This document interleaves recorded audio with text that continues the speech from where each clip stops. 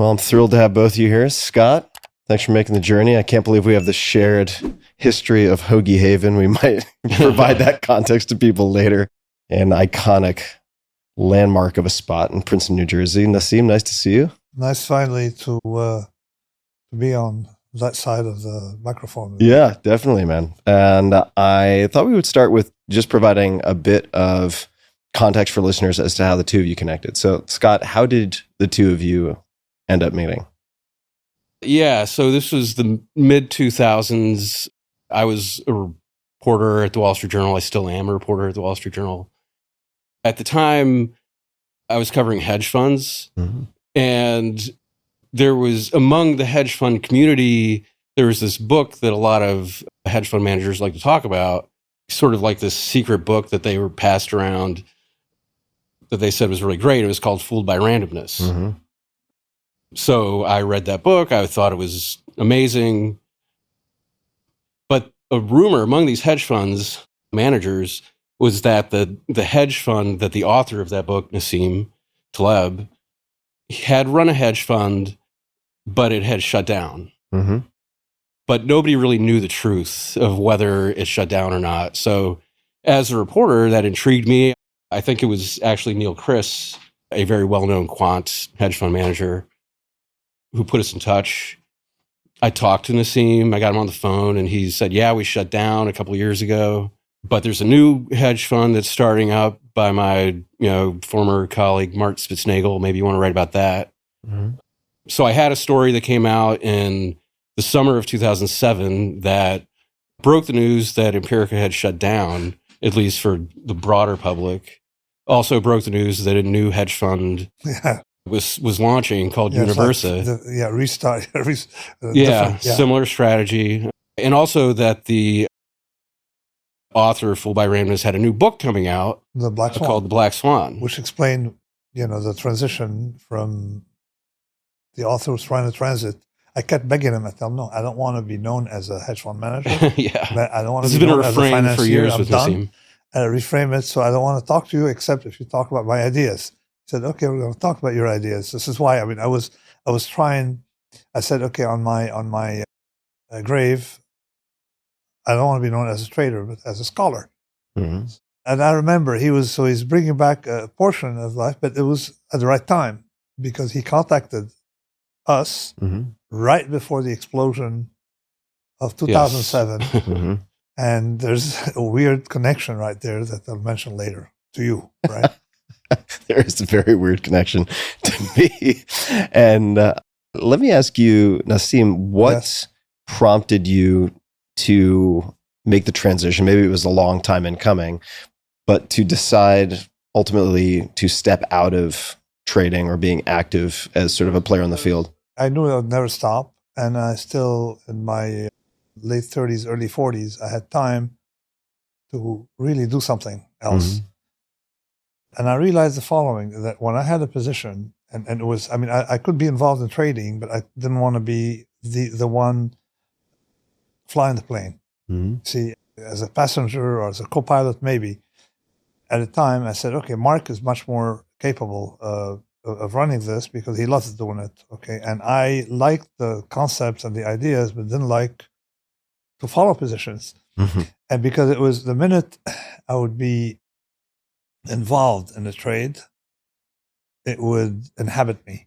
So I felt like there's something in my brain that was slowed down by the fact that I had to worry about something else out of sense of responsibility.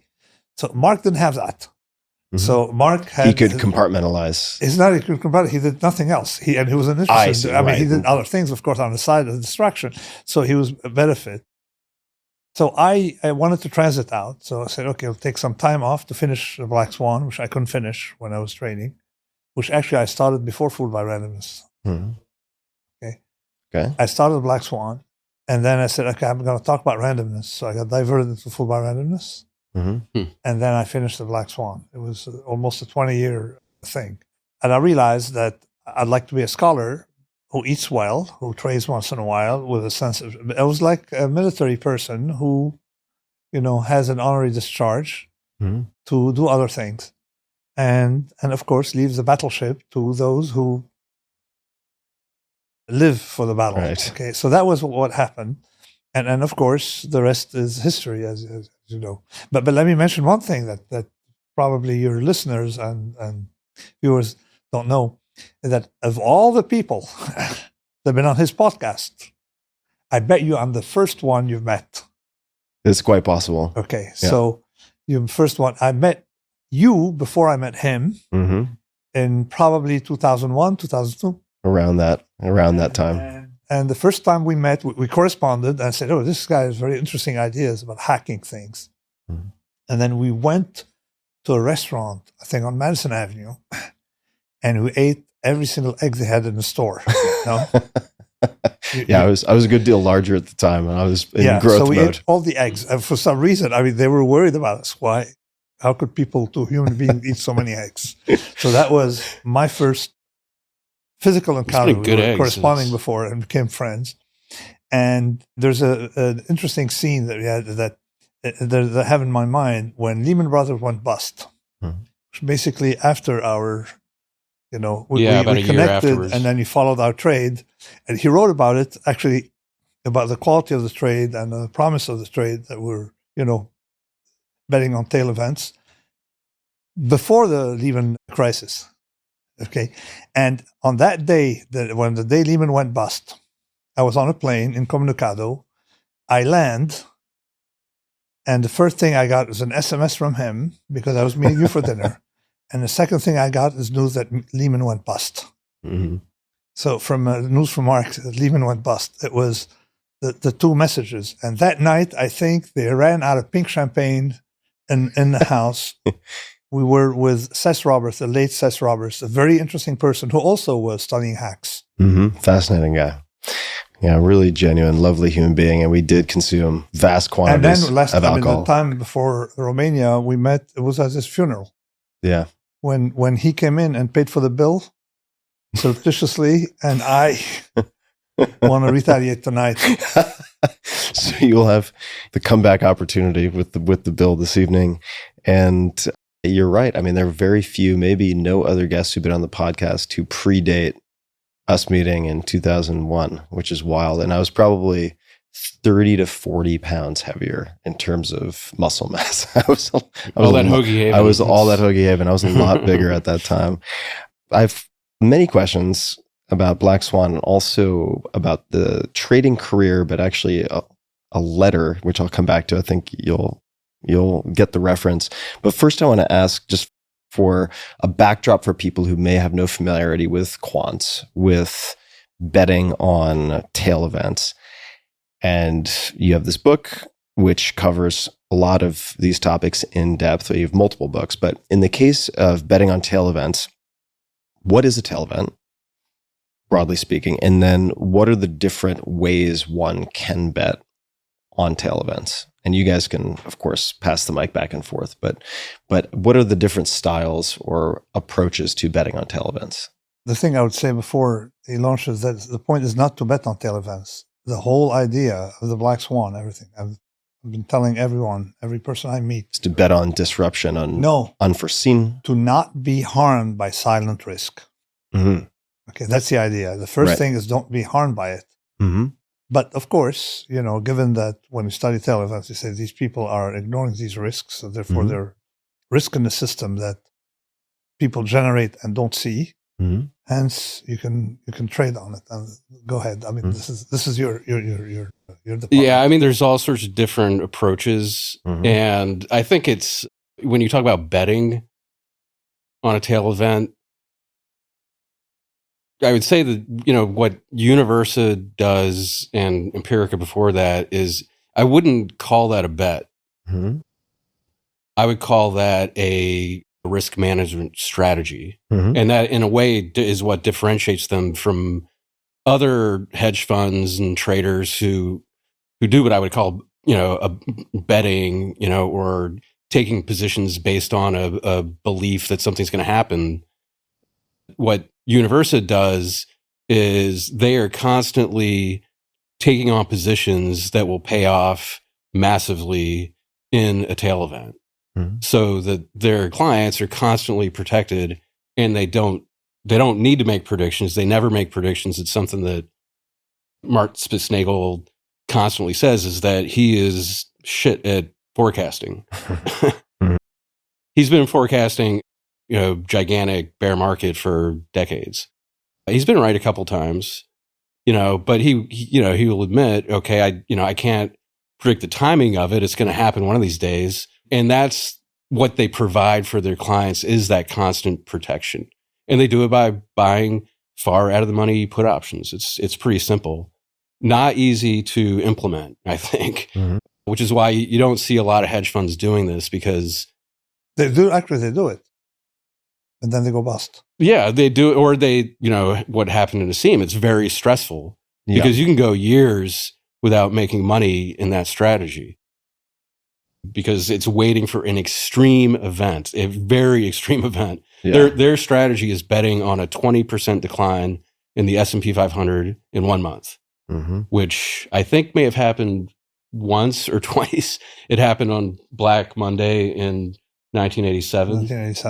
In one day. But they don't actually need to have that happen to monetize the strategy. They just need to have a very big decline very rapidly. So that happened in 2008, happened a couple of times in the 2010s, and 2020. It happened big time.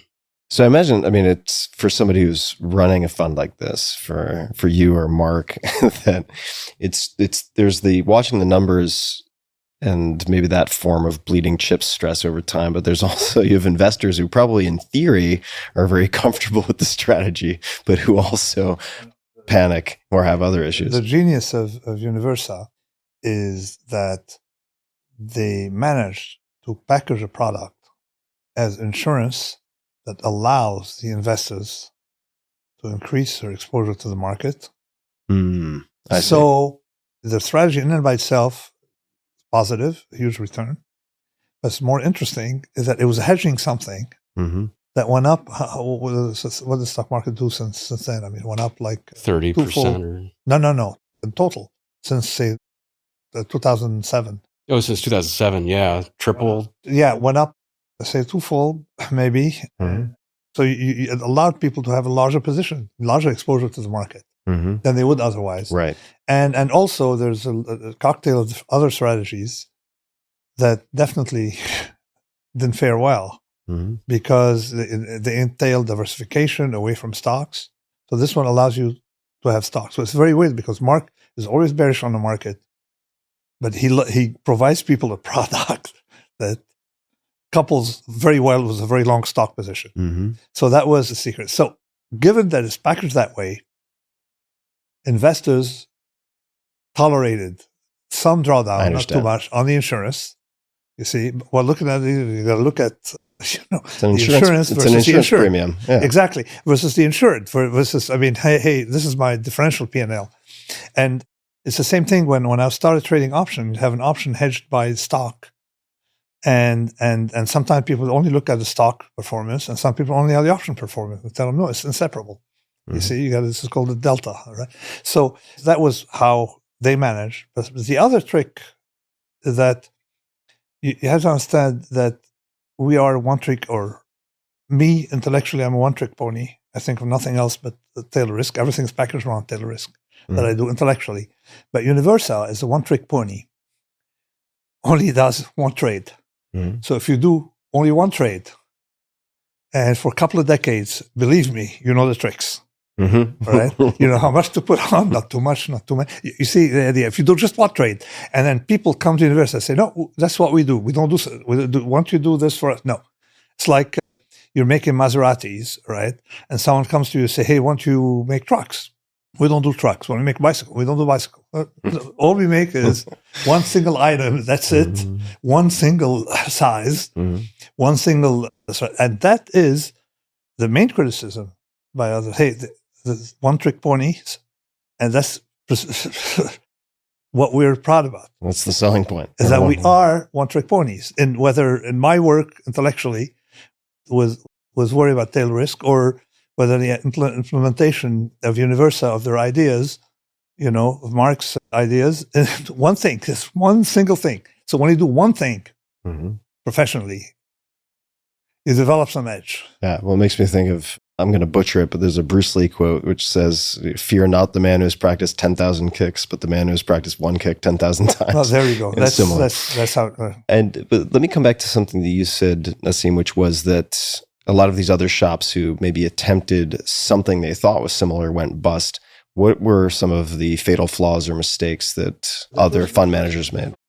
The first flaw, and this I noticed in our days, that a lot of clients that had initially, when we started Empirica, were diverted into other funds who were actually mitigating the strategy by, instead of, say, you can't buy puts on the S&P 500, you buy puts that are cheaper in some other commodity.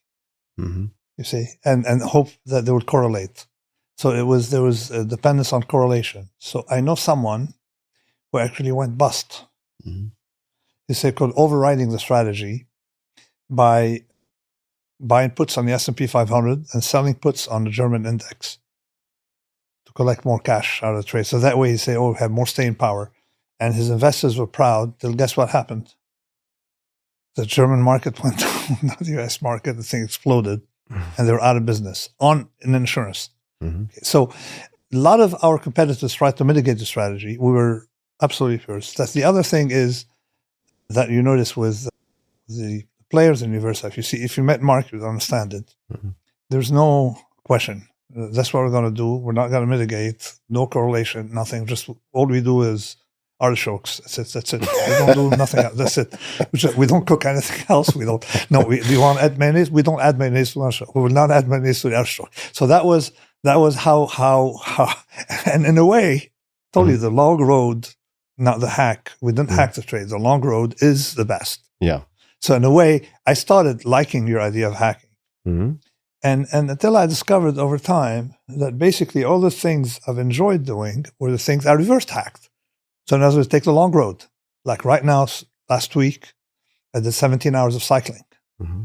So that's a long road. That's not a short road. Whereas when we met, I was looking for shortcuts. Mm-hmm. The university had no shortcuts. Yeah. And he takes no shortcuts. Mm-hmm. So I've known you now for 15 years. I know I met you for 16 years. And I think that shortcuts. And it was very good that he wrote that book for one reason, to put some story and narrative around the idea of precaution and tail risk for society in general. Mm-hmm. And also because of fact-checking. That document, because a lot of these stories are legends of this has happened, this didn't happen. It was a perfect fact, because he's fact-checking, reflecting, audited results and stuff like that. It was fact-checked. So it's sort of fact-checking the importance of tail hedging for society. So, and that to me is greater than that details.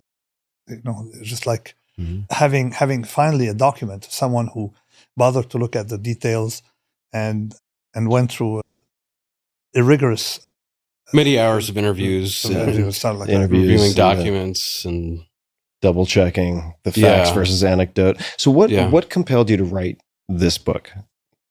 Of all the things that you could write on, why did you choose to write this one?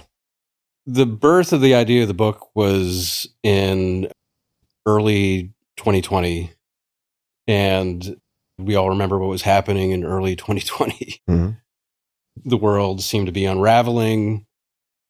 We had COVID, we had, protests in the streets, we had extreme political uncertainty in this country, lots of things going on. So the first thing that happened was in, March, April of 2020, it came out that Universa had posted a 3-month return of more than 4,000% on their positions, which was quite eye-catching and got a lot of news. I, reached out to Mark and was like, "Holy crap! What, how do you guys do that?" So that happened, and then I came across a paper that Nassim had co-written in January of 2020 about COVID, and it was a glaring warning to the world that this virus was very deadly, and people needed to take extreme precautions against what was coming. by social distancing, other things, advice to politicians that they needed to be very aggressive about this. And it kind of occurred to me, I know Nassim and Mark for a long time, and I thought, these two guys, we're in a period of extreme duress where lots of people are just kind of looking really bad. They're collapsing. They're losing money. They're making really bad decisions about COVID. Everybody is confused. These two guys seem to be coming out of this period of really, insane period, looking very smart. So I thought, what is it about their worldview that allows them to go into a period that makes a lot of people look dumb, look very smart? There's something about that, that can map from what Universa does to what Nassim does. And it's this view of the world of black swans, of extreme events, of being prepared for them. And know what class of events you should be prepared against. In other words, which know he'd been where thinking they can about be for coming years. from. And pandemics, for me, was something I was working on since 2007. I even discussed it in the Black Swan. That pandemic, what you have to worry about is a pandemic before a financial meltdown because of connectivity. We're no longer like in the 1800s where, you could have a crisis here and not there. Everything's so connected. And it's exponential. and that's in the financial world, and the same thing in the physical world. You see, the plague, the Great Plague, took something like 300 and some years to go from Constantinople to northern England. 300 and some years. Today, it's just a weekend for the whole thing, to spread the entire planet. Flying on Lufthansa. And Justinian's plague could not come to the Americas. There were no Air France or no ships at the time. And now, visibly, it can't. So what I'm saying is that we are in a different environment. Just like culturally, things can spread. You have the Google effect. The same thing should apply to pandemics. So this is why we were working on, Yanir and I and other people, on pandemics. And particularly a fellow who is probably one of the smartest people I've ever met, who was a head of civil service in Singapore at a time, and then retired later. And we were all obsessed with a great pandemic that would come. And we thought it was going to be Ebola. So, you had to worry about pandemics. And later on, I wrote a scientific paper, a scholarly paper on pandemics that I didn't really finish. And when a pandemic struck, we put it in Nature Physics. And it went counter. Nature Physics is a very prestigious, as you can guess, scholarly publication. And it silenced a lot of the epidemiologists who were like nitpicking, similar to economists, like nitpicking when you have these what I call extreme properties. And at the time, in early 2020, you had a lot of epidemiologists, even the WHO, saying, we don't understand the nature of this pathogen. We need to wait and figure it out. The advice was, let's kind of like what's the movie about climate change? Don't Look Up. Don't Look Up. Where the president is saying, let's sit tight and assess. That's what the message was we were getting from our health authorities in early 2020 was sit tight and assess. And that's a recipe for disaster. Nassim and his group were saying, take action now. If you wait around to sit tight and assess, you're screwed. Exactly. Because if you must panic early. Panic early. If you must panic now. So like in finance and anything. You get out now. When it was easy, for example, to limit the flights out of Wuhan, you didn't have to do lockdowns. You could do lockouts. And there were methods used by the Ottomans. Ottomans? Yeah, to install the Ottoman and the Austrians had, the world was separate, but they had a lot of traffic, and it went through what they call quarantine spots. So you would go into a sort of hospital that has quarantine, and it's 7 days one way and 9 days the other day. And they would implement that the minute they smelled anything, right? Illness. And they had rules. If you come from India, it's more days. They had these rules. The Ottoman had these rules, and it's didn't come from the Ottoman. It's a long experience dealing with pandemics and how you stem them by stopping them at the border. These things were called lazarettos. And towns that did not have lazarettos, Venice, of course, they're a maritime power, they had lazarettos, they did very well. But Marseille, France, was decimated because they didn't have lazarettos. The lessons we need to learn repeatedly. We have to learn from history how people handle that. They cut it in the egg. That's it. Yeah. And it's easier to check people at the border. And you don't need to have quarantine. You can just test at the border. We didn't test the United States at the border until a year and 1 month into the pandemic. I don't understand. You have lockdowns, but you don't have lockouts. I mean, just test at the border. Just test people at the border. That would probably produce. The fellow from Singapore was testing at the border. Mm-hmm. He said the way to control it is by knowing, especially testing people without they're being aware of it. Mm-hmm. And they started the first thing where you detect temperature before anybody knew about these temperature things. Secretly at Singapore. So it was. I guess really, they had a warm up with SARS, so they had the thermic. Exactly, they had. But he's the one who started it, and they were doing it secretly before it became public. So people wouldn't take antipyretic drugs before landing. The whole idea is that you have to find fixes, and they're not complicated. Mm-hmm. And one analogy I'm going to give is the banking system. Is that the banking system, banks, monstrously profitable enterprises. They make money off of the float, the money you have left there, the check you didn't cash, or stuff like that. They make tons of money. And guess what? They blow up on a risk that bring them a tiny amount of money. You see, selling that option that explodes every 10 years by saying, oh, no, we're in a different environment, it'll never happen. So sitting on dynamite. So that tiny tail option is what cost the banking system. They lost more money than ever made in the history of banking in 1982. Money center banks, that is, and did the same 2007. Okay, and a business that's hugely profitable except for that tail event. So I'm saying that if you just remove that, banks would do well.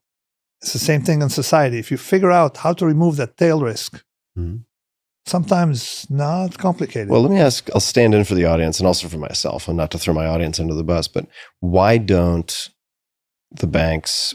What are the incentives or the circumstances that prevent them from taking a certain percentage of their assets and allocating it to something like a Universa so that they are less at risk in that way? They just don't have to do that. They could just avoid some trades. But let me explain to you the dynamics of the bonus system. And this led to my book, Skin in the Game, later on. If you have skin in the game, you're going to worry about blow up because it's your money. If you don't have skin in the game, you're CEO of a company or you're a fund manager, and any kind of financial venture, what is your incentive? Is to print good numbers because you don't pay for the downside. So you print good numbers. You collect money on the profits. Annual bonus. So this I call the generalized Bob Rubin trade. Generalized Robert Rubin trade. He made $100 million at Citibank or Citicorp, Citi something. Over about 10 years, he collected $100 million in compensation. The bank was insolvent in 2008, near insolvent. It weren't for the taxpayer, and it was the last minute. All you had to do is, write an apology letter. We didn't see these events. It was a Black Swan named after a book by a very, very stubborn man. Okay, so something like that. So that's all you have to do is say, I'm sorry, right? You keep your bonus. Man, I'm in you the don't wrong show business. up to work. So this you can generalize. It's the same thing with supply chain. With a supply chain, a lot of firms concentrated everything on one supplier instead of being diversified. What did that lead to, right? Okay, better bottom line, but what I call pseudo-efficiency. Because they're short that option. And it so happened that if their supplier is in Wuhan, guess what? You got a problem, all right? You got problems. But that problem doesn't show in the numbers. It shows after it happens. It's the dark side of optimization. Exactly, what I call pseudo-optimization. Like if you drive a Ferrari 500 kilometers per hour, you're not going to get there faster than if you ride a bicycle. Because odds are you're never going to get there. Nassim, I have a question for you about a letter, and then I have a question for you about personalities, Scott. Temperament may be another way to put it. So is it true that you wrote a resignation letter your first day at a trading job and put it in your desk drawer. I read this on the internet. I don't know if it's true. You can't believe everything you read, but it was from The Guardian, so I thought it might be credible. No, so this is one thing is actually, as I said, I recommend people do that. I did that, but I wrote that, but not on the day I started. Mm-hmm. But I recommended that people write because you feel relief when you do it. Mm-hmm. Because then you can continue on your job without feeling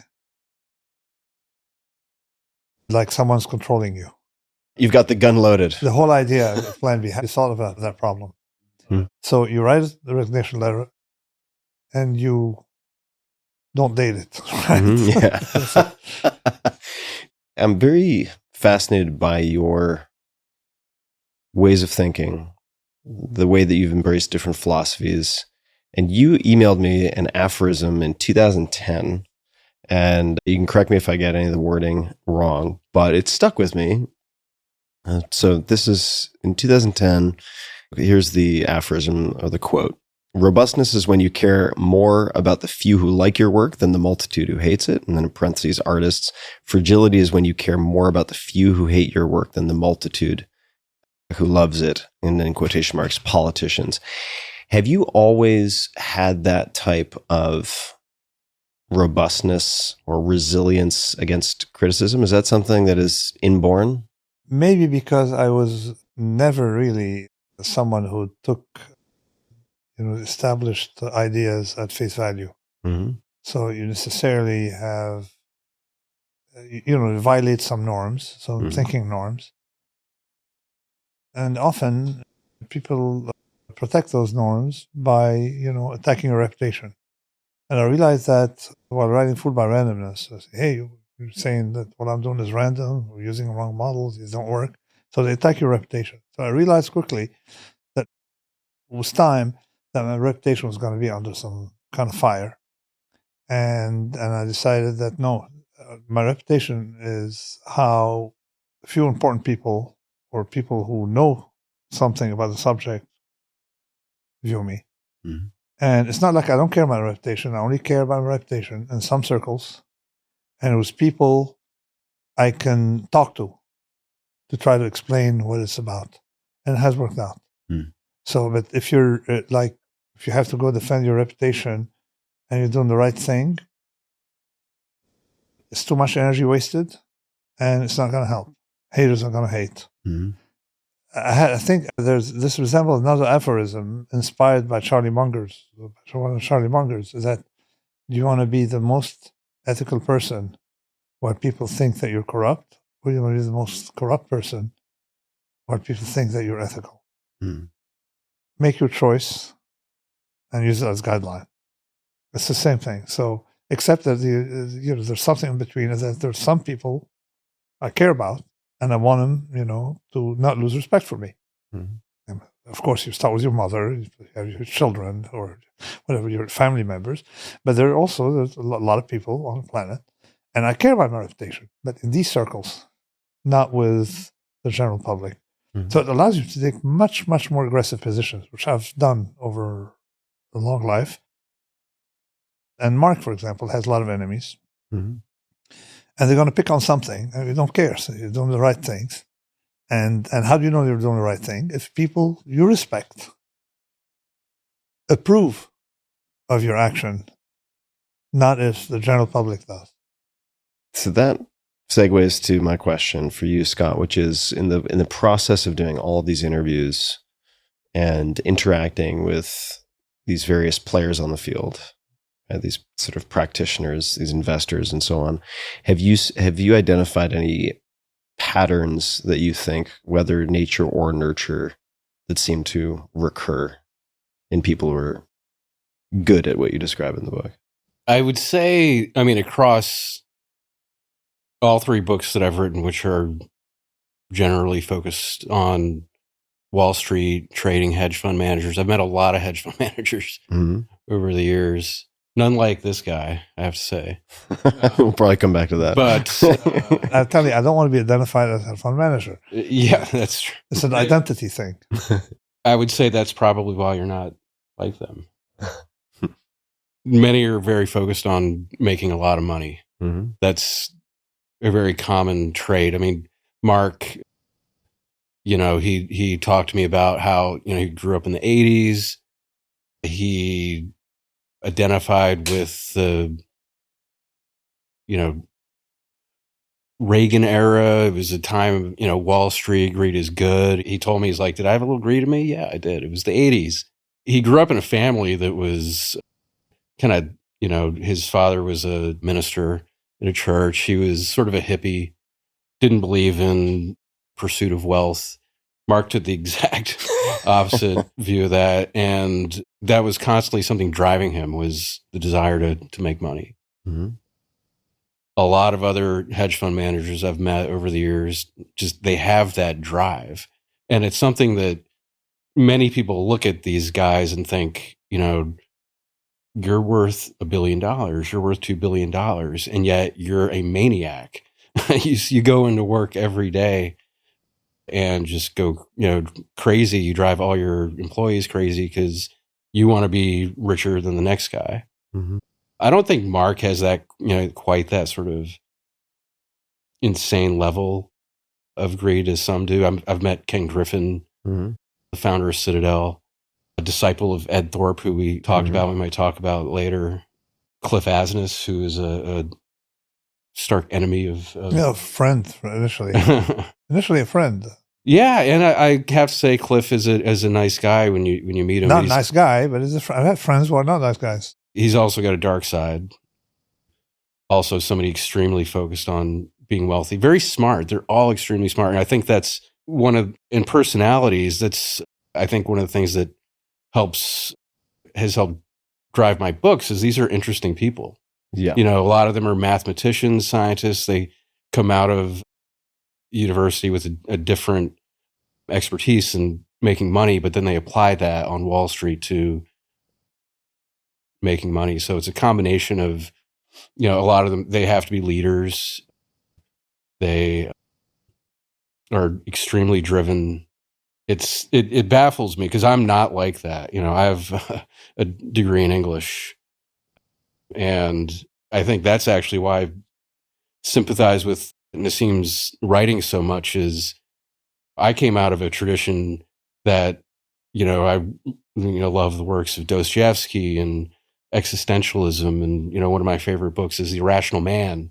Mm-hmm. And I came into Wall Street and started reading about how there's this belief that people are irrational and the markets are rational and they are predictable because of this. And I thought that is just crazy. To me, I look at financial markets and I see black swans. I see fear and greed. Mm-hmm. That to me is what drives markets, not rational behavior, rational expectations. Mm-hmm. So what are some of the things that make Nassim different or unique in those you've interacted with? I have some of my own questions and thoughts on this, but I would love to hear yours. Yeah, well, I mean, he mentioned his contrarian nature. It's not a contrarian nature; it's independent. So I'll let him answer. In line with it. I mean, people think I'm contrarian. I'm with the conspiracy theorists on many of things. I'm against them on many other things. Mm-hmm. Some are just contrarian because they have a father problem. So to me, contrarian is an expletive rather than an attribute.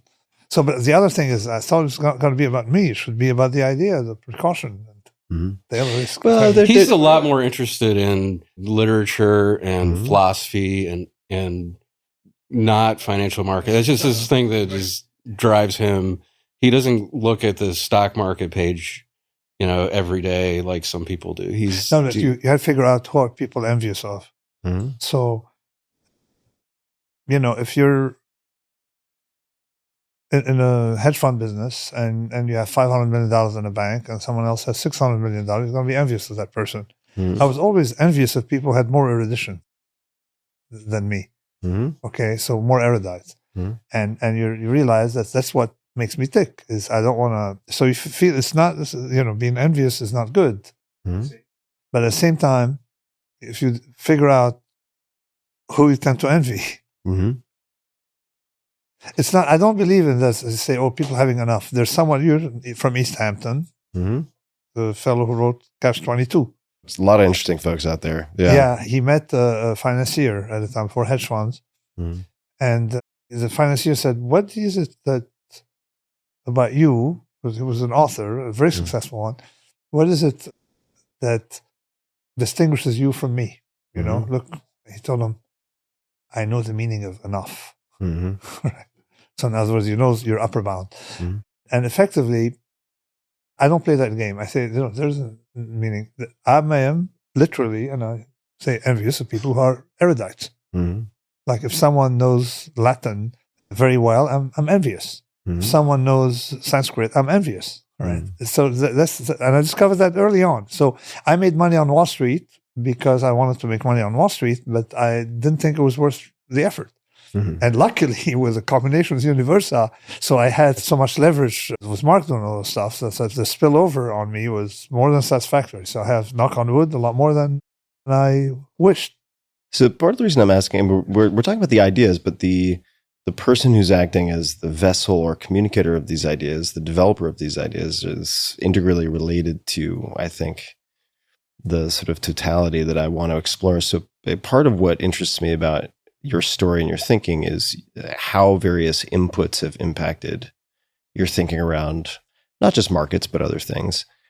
And so, for instance, like the Stoics and the Seneca the Younger and so on, or other philosophical inputs, did those come early and then aid you, you think, in your career when you were active in the markets? Or did those come later and you sort of always had a deep interest, but were able to explore them at a later point? No, it's actually, I started liking the Stoics, and those people I've talked about, I liked them much early on in my life. But I went overboard for every idea I've had, I did the exact opposite of what one should do. Is like, if you had an idea, say, oh, I had this idea, right? Is go look, because I don't consider myself so different from others. And then particularly when you look at history, so many tens and thousands of scholars surviving works. So I went back and figured out of these scholars, who had similar ideas or who preceded the ideas. So, and who started thinking like that. So I went into the empirics, this Eastern Mediterranean, Greco-Levantine, Greco-Roman, mostly using Greek language thinkers. And then, of course, into others about this fundamental skepticism, because I noticed a lot of people are skeptical, particularly conspiracy theorists. They're skeptical of small things, but not about big ones. All right. And so they get taken for a ride. It's find me a conspiracy theorist or find me someone who's naturally skeptic of all things, and I'll show you a turkey. You see? So I wanted to find people who are fundamentally being skeptic about important things, not about small things. What would be an example of a big thing that they would be skeptical of? I wrote a paper, it never ended up in a book, on the stock market and religion. All right. It's called The Bishop and the Economist.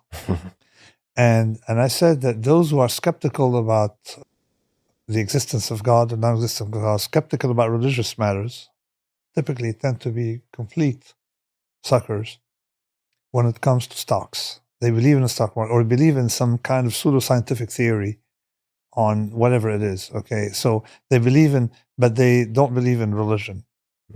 And the reverse, all right? And people who are religious, typically, they're harder, and there's some research on that. There's a guy called Bar Halahmi, I think, who did some studies about skepticism. People go to religion about affairs, skepticism where it matters. And I wrote about it, I think, in the Black Swan, so skepticism where it matters.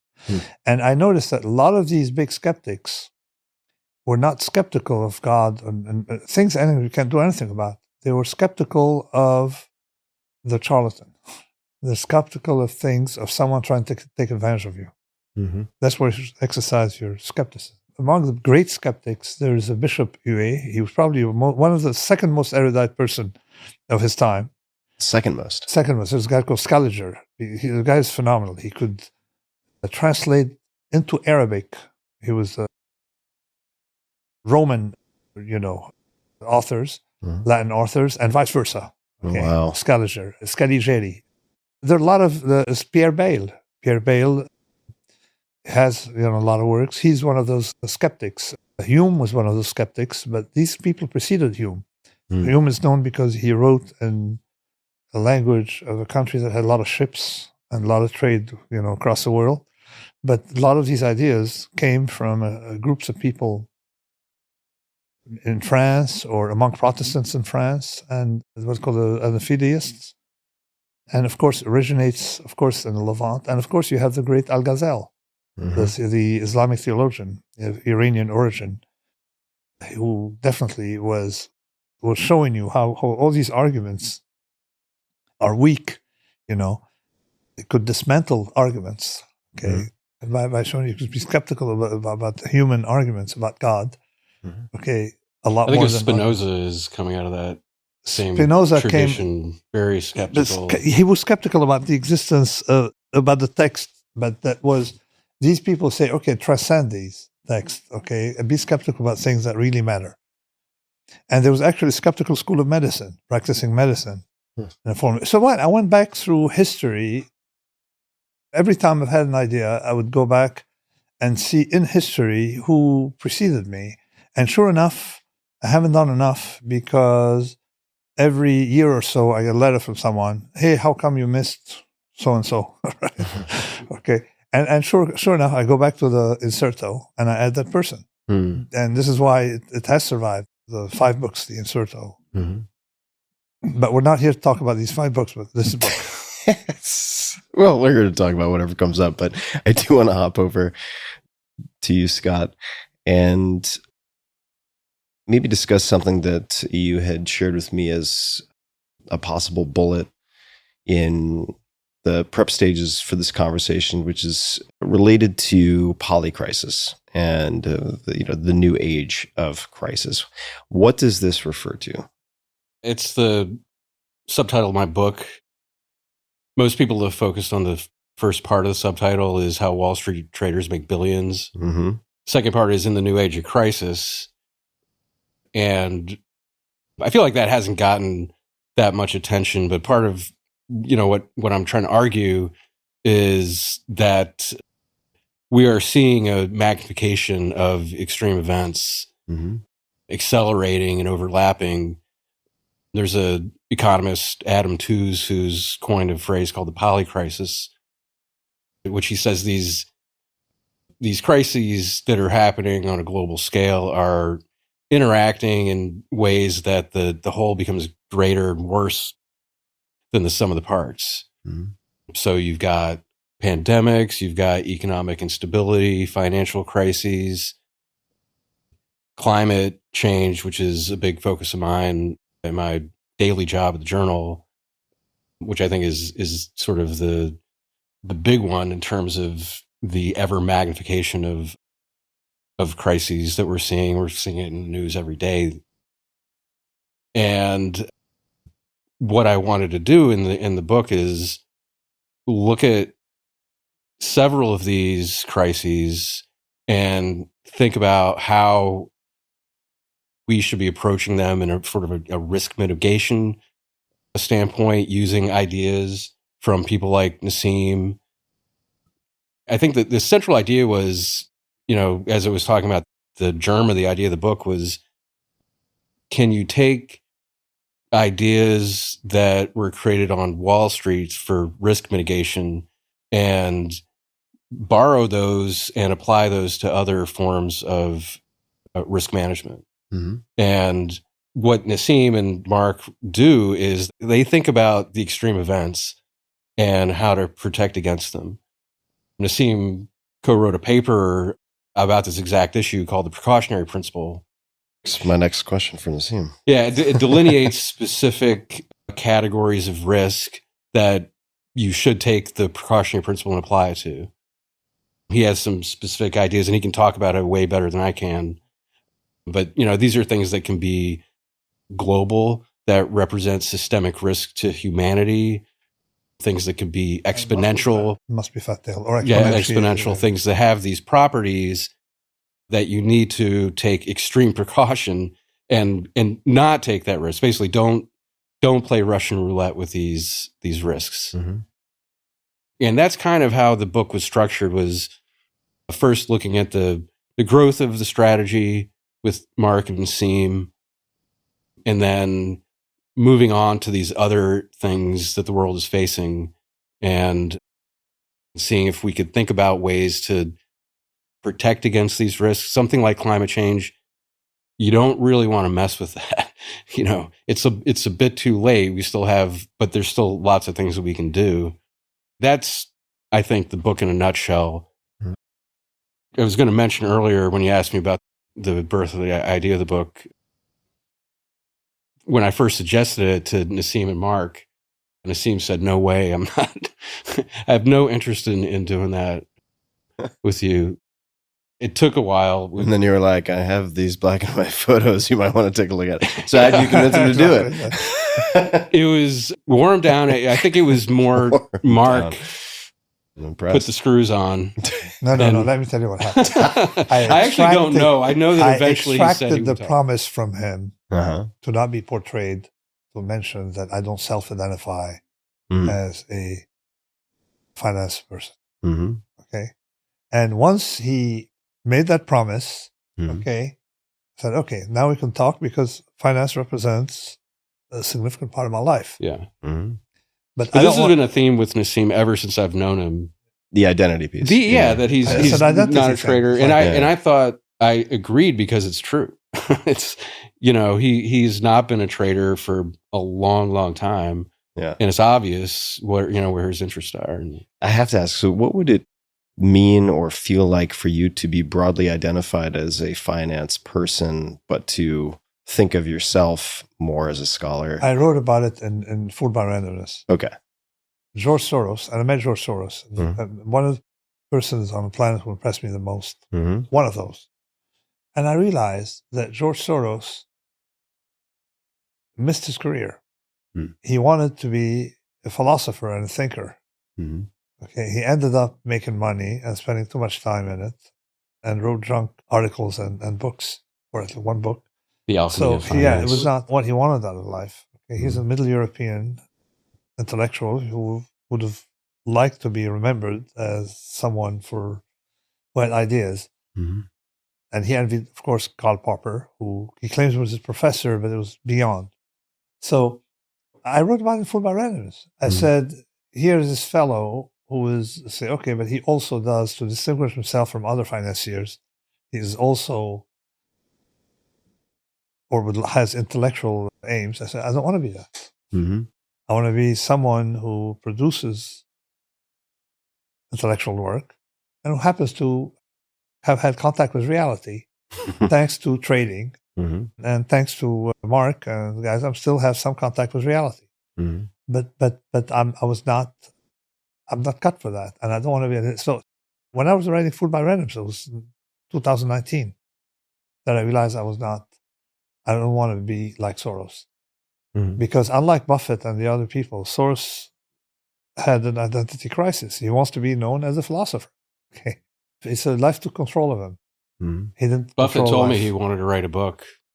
I used to cover him, and I was leaving the journal at the time to write my second book, and he was like, "Oh, I really always wanted to write a book, and I never got around to it." So there you go with the Oracle of Omaha. Yeah. He wants to be thought of as an intellectual too, but it's not the same. But the Sage of Omaha has something that I didn't put in a precautionary principle, but that's probably very inspiring. Because he understood the asymmetry. If you say no 1,000 times, he says no if he doubts, and that's the precautionary principle. So could you give people the precautionary principle 101 just to back up? Okay, let me ask you. You're the Ferriss flying to go to Mexico. Okay. You go to JFK. And they tell you they have uncertainty about the skills of the pilot. But we think he's good, but there's uncertainty. What do? I do not fly. You're not going to get on that plane. I'm not going to get on that plane. Life is too important for me. You can take a train, you walk, maybe you ride a bicycle, take a few months, but you're not going to get on that plane, right? Okay, you change your plans and say, okay, there are other plans or other countries too, and other planes. So that's Warren Buffett with his investments. But that's my precautionary principle, the idea that there's an asymmetry. Is that there's what uncertainty about certain things is not good. So the climate, for example, if you have uncertainty about the climate, stop these models. All right, just don't pollute. You get, or try to use something else. Try to mitigate. So that's the first part of it, and people get it right away when I give them the story of a plane, or I take water. I say, "This is a glass of water on the table. There's no evidence that it's poisonous. Would you drink it?" I mean, the wording would spook me. There's no evidence that. So, but when you tell them, hey, you should worry about GMOs, they say there's no evidence they're harmful. Yeah, but there's no evidence that they're not harmful. Okay, so the asymmetry, where you put the burden of the asymmetry on, that's a precautionary principle. But then what we did is we noticed a lot of people. In fact, it was a counter precautionary principle because a lot of people were invoking it for nothing. To say we're going to have a non-naive precautionary principle by delineating the areas where you should exercise such precaution systematically as a planet or as a communal group. And what are they? Number one, you need fat tails. Now, what does fat tail mean? Let me explain to you. Let's say you go to planet Mars.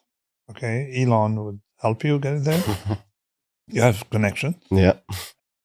And you have no news from Earth. And then on the way back, you hear that 1 billion people died. Okay. Which one is more likely to be the cause? Ebola or car accidents? Ebola. Now, but on a given day, you hear Joe Smith died today. What's more likely, Ebola or a car accident? Car accident. Car accident. There you go. That's fat tails. Fat tails. You have to identify, you do things backwards. If you hear of a big thing, where did it come from? So you identify, and you hedge against these. Okay. So they have different dynamics because they scale differently. So in the Black Swan, I show the difference with the following metaphor. There are environments where you may have a large deviation, but it's not going to be consequential because it can't be very big.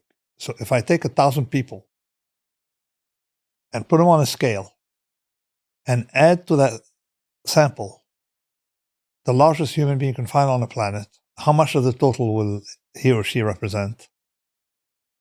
It's 30 basis points, nothing. Okay? Yeah. And then if you go from 1,000 to 10,000, it dilutes completely. So you can have a tail event, but it's not going to be consequential. Extremistan is different. Extremistan, if you gather 1,000 people and add to that sample the wealthiest person on the planet, how much of the total will he or she represent? Yeah, all of it. There'd be a rounding error. Basically There'd be a all rounding of it. error. I mean, there'd be on average on the planet Earth, all right? There'd be in total, maybe they have 2 or 3 million in total, and then you have 100 and some billion right next to it. So this is where you have to focus on environment that produce these fat tails. And this is what Mark did with Universa. Universa is named after the universal mechanism that generates fat tails. Okay, that was the name of the so everything we're in it basically intellectually everything, all details. So you have to identify what produces fat tails in the financial markets and why it's getting thicker. Fat tails means that you have the greatest contribution comes from smallest number of events. So concentration. Like, for example, you have a lot of people, all the wealth come from one person. Well, it so happened that under fat tails, the models that we use for risk management on Wall Street are BS. This is why I have a lot of enemies. This is why I have to protect myself against reputational damage, all right? So, because all the economists say to me, all their models are based on that. So, what is fat tail? Practically everything in socioeconomic life is fat tailed. What is not fat tailed? Number of calories we're going to eat tonight. How many calories can we have in one day tonight? I mean, we can only go for the gold. I'd say we could each down a few thousand calories a piece. 2,000. Yeah. Say I go 3,000 for me, all right? Yeah. I can play with fat and stuff. 3,000. That's nothing. How many calories do I consume a year? Yeah, it's Not a single day is going to make a difference. Can you lose all your money in a single day? Yes. There we go. So you have two environments, and they're separable. Mm-hmm. So this is why the universal approach that makes things separable, right? The fact that you can identify what is fat-tailed, Mm-hmm. you identify where models don't work, you can identify where you have to understand, and we have to use more refined tools to figure out stuff. And then also in fatness of tails, number one, pandemics. Mm-hmm. Number two, wars. Pandemics, I close second. Mm. Wars and pandemics. Okay. And so you can use that to prioritize application of the precautionary principle, or Bingo. And let me tell you how. For example, if cancer is thin tails, mm-hmm. nuclear thin tail. If you can diversify it, it's thin tails. Mm. If you can have 1,000 nuclear reactors, all right. If you can insure it rather than one, it is thin tail. If you can insure it, it's thin tail. If you can't insure it, non-insurable, fat tails. Mm-hmm. So there are a lot of things that are believed to be very risky, but they're not. Mm-hmm. Like nuclear for me. I mean, not for one of my co-authors, but I'll settle it with him with a beer or some. What's it English? Rupert Reed is a Reed, yeah. co-author of the, and also yeah. a major character in the book. Yeah, He's a very environmentally focused person. He's a leader in climate these days, and he told me that's one thing that he disputed. The precautionary principle paper was Nassim, which was written with him first, drinking single malt English, scotch, single malt scotch in an English pub in somewhere in northern England, in East where Anglia, the portions are like smaller than what they give you for espresso in Italy. You know, the espresso, like you sip them. So so we had to have like 20 again, of them. it's like with you and the eggs, all right? So to go back to the insurable, so we don't have to worry about it. And a very simple example I give that when Ebola started, or later on when COVID started, people were using the arguments, 3,000 Americans die every year drowning in a swimming pool. That was something by a guy called Dr. Phil. Should we shut down pools? At the time, less than 1,000 Americans had died of COVID. And then I presented the following argument. I said, if I die drowning in a swimming pool, the odds of my neighbor drowning in her or his swimming pool has not changed. Mm-hmm. If I die of COVID, the odds of my neighbor dying of COVID has increased. Mm-hmm. So you have that transmission that makes it fat-tailed. Mm-hmm. You see, that mechanism of transmission. Sure. So this is why you cannot compare, as basically the press in the beginning, the so-called established press, Mm-hmm. was against our ideas. Mm-hmm. Because it was racist against China. They could not distinguish between risks of car accidents and heart attacks and risks of things spreading. This is why, for example, I am in favor of vaccines. The risk is thin-tailed. Mm-hmm. And I'm against GMOs because they spread in the environment. Let me ask you a question so I better understand. So with the precautionary principle, with the example that you gave of the water, there's no evidence to suggest this water is poisonous. In my mind, I was wondering if somebody could use a similar argument against a new vaccine.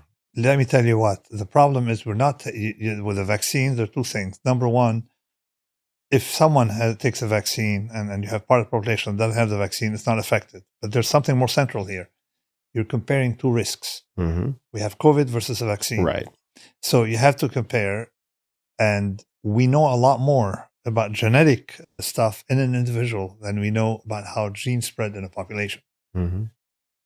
And that vaccine story, basically in the beginning, say, why don't you exercise the precaution principle? I say, I have to worry about a pandemic a lot more. Yeah, in comparison to that. Plus, very quickly, after about 1 billion people had jabs, I was initially skeptical about a vaccine in the sense that let's wait and see. The story is,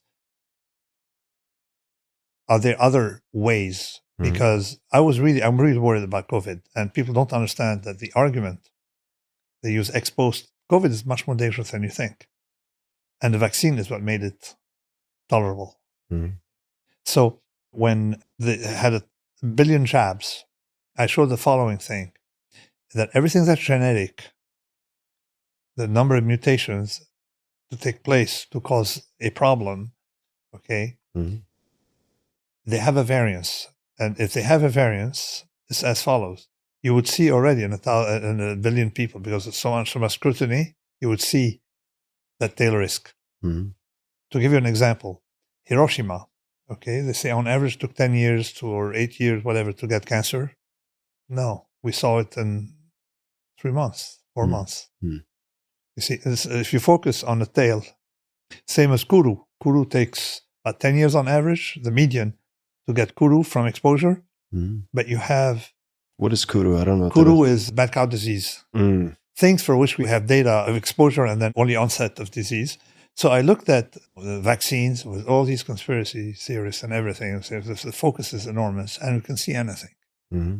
But it followed that class of risks where you have to have mistakes take place in a genetic or DNA. This is where after 1 billion jabs, I said, okay, I'm going to go for it. Okay. And visibly, the risk is much smaller. So the risk may exist, but it's much smaller than the risk of COVID. And plus, there are a lot of numbers about COVID people weren't aware of. Number one, something that people didn't think about immediately, is that COVID raised the risk of death, your multiple of deaths, across, beyond the age of 30, because we don't have much of an effect for younger people, or we don't think so. The force of mortality was like all-cause mortality. No, it went up from COVID across the board in the same way. Mm-hmm. So in other words, whether 80%, say for example, you're exposed to COVID, you have 10% chance of mortality, 1.1%, 10% increase in all-cause mortality. Mm-hmm. It's the same for young people. Mm-hmm. So past the age of 30, it's about the same number. So it could be 20% more depending on your exposure. Mm-hmm. So saying it's an old people problem, they were dying as a multiple of their mortality rate. Mm-hmm. So I took the Social Security numbers just to say, okay, it's not my numbers. Social Security number, look at it. If you're female, 30-year-old, you have 1 in 700 chance of dying. Male, 1 in 400 chance of dying. That goes up by 10%. Mm-hmm. Okay, with COVID. If you're 80 years old, you have 1 in whatever, it goes up by 10%. Or something. The 10% depends on the exposure period. But it was almost flat across the population. Mm. So I said, okay, do you want to increase your children's chance or young people's chance of death by X%? Mm. Plus the effect it has on years lost and life expectancy, much more dramatic for a 40-year-old than it is for a 90-year-old. Mm-hmm. So this is how I looked at it. And of course, by then we had 8 billion traps. Yeah. So we had the answer. How do you think about, say, GMOs? This is something I actually don't know much about, but in terms of the precautionary principle and risk assessment, how do you think of... I mean, a vaccine is to counter a disease. GMO is just like manipulation that people said, oh, we've always manipulated animals, all right? But that's not true. It's sort of like there's a difference between flying and walking. Mm-hmm.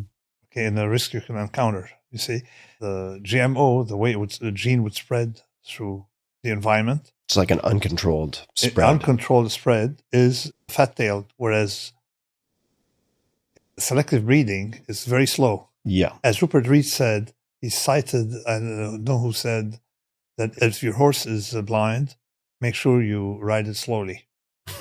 And so there are two classes, like mediocre stand, extreme stand. Mediocre stand, like calories versus extreme stand, stock market. Mm-hmm.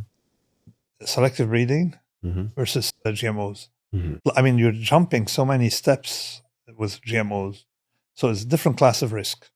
Right, because of the risk of uncontrolled spread. Exactly. And then you have a blight that spreads, like COVID did, the whole planet. And we're much more connected than before. Mm-hmm. So I said you can do it. And plus, they have never done a proper risk study on GMOs, on the environment. Not one. Mm-hmm. They're saying there's no evidence they're harmful. Look, people are eating it. First of all, I'm a scientist. I like to see randomized control studies. I like to see things. I like to see something a little more formal than claims. And then you don't realize what happened. No matter what you say about Monsanto, I think would be an underestimation of their evil attribute, because they really wrecked science. Mm-hmm. Because they had groups of people who would go and intimidate scientists and people on a salary. scientists are so afraid of losing a job, losing a postdoc position. They would contact your boss. They would contact practically everyone. They did that to me, but visibly. It was like water on a duck's back. Mm. Why'd they do it to you? Hundreds of letters to the university. Because of your commentary on GMOs? Because Exactly. of the precautionary Because of that principle paper. paper. That paper. Mm. And then somehow I used the R word in the past. In French, it says like you're a slow-thinking person. Okay, The R got word. it. I got it. And then they would have Took me a 15 second. letters from mothers of children with special needs Yeah. who don't like that a professor at NYU would use such a language that's insulting to my. But the point is, when they showed me the letters, like different names, but it was like written almost on the same. Letterhead. Exactly. And the language was the same. language is so the I same. realized there was a smear campaign. Plus, there are a lot of other things they did. Petitions, all kind of thing, and online harassment. But with me, it didn't work. With others, but the people they select for these things are usually dumb. But think about it. Who would engage in smear campaigning? The brightest person you know? Probably not. Okay, so you can play with them. So what Monsanto did is to cover up for whatever they're doing via intimidation.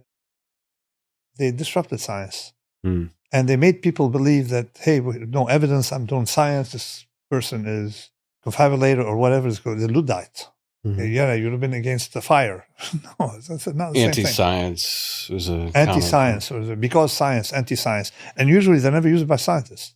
And they had a few scientists who knew nothing about risk and probability. So that was, but anyway, we had fun fighting. It was a long fight. But then what happened, they were bought by Bayer, and the Bayer is a little more civilized than Monsanto, and then all that disappeared.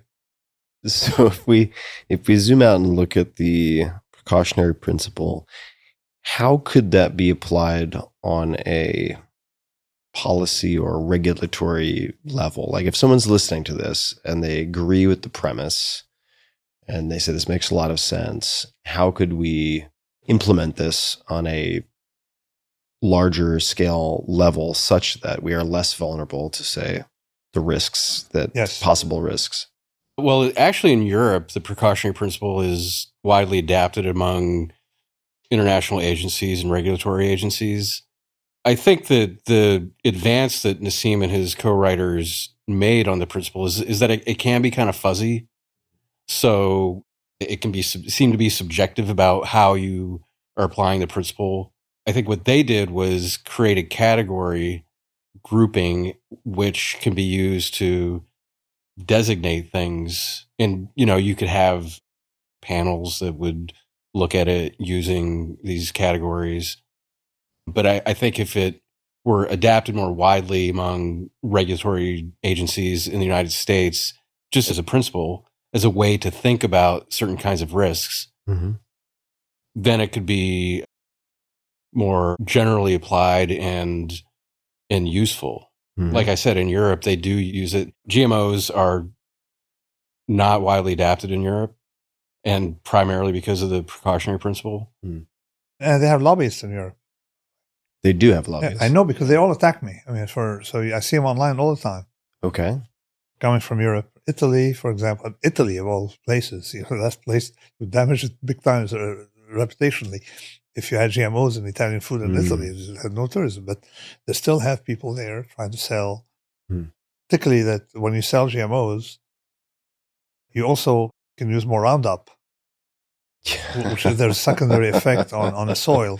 And it's the same people who are producing both, right? Yeah, nice. So one could be an excuse to sell the other. But and another, to me, one of the really interesting aspects of the precautionary principle is the notion of uncertainty.